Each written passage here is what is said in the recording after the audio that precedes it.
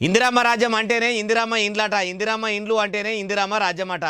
గెలిచిన 100 రోజుల్లోనే అన్ని పథకాలు అమలు చేస్తాము, ఇందిరమ్మ ఇండ్లు కట్టిస్తామని కాంగ్రెస్ పార్టీ వాళ్ళు ఎన్నికల ముంగట ఎన్నో లేనిపోని హామీలు ఇచ్చిర్రు.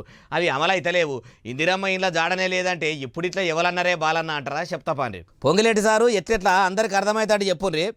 ఇందిరమ్మ రాజ్యం అంటేనే ఇందిరమ్మ ఇల్లు, ఇందిరమ్మ ఇల్లు అంటేనే ఇందిరమ్మ రాజ్యం.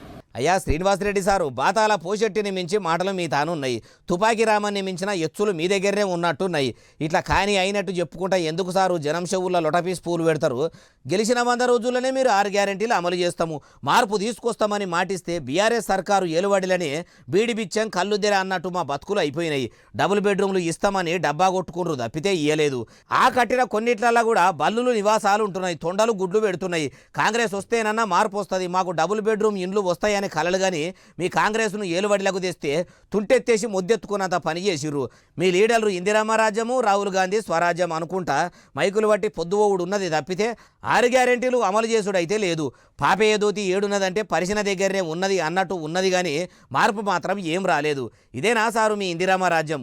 అధికారంలోకి వచ్చి కూడా ఏడాది దగ్గరికి రాబట్టే ఇప్పటిదాకా ఓ ఇందిరమ్మ ఇల్లు ఇచ్చింది లేదా, డబుల్ బెడ్రూమ్లు వంచిపెట్టింది లేదా? ఏమనంటే మేము పాలకులం కాదు సేవకులమని అడ్డం పొడుగు దొడ్డు మాటలు మాట్లాడు. ఏమో సారు మీకే తెలియాలి, ప్రజలన్నీ గమనిస్తూనే ఉండ్రు. మీరు ఇట్లా చెప్పే సోదితోని ప్రజలకేమన్నా ఫాయిదా ఉందా?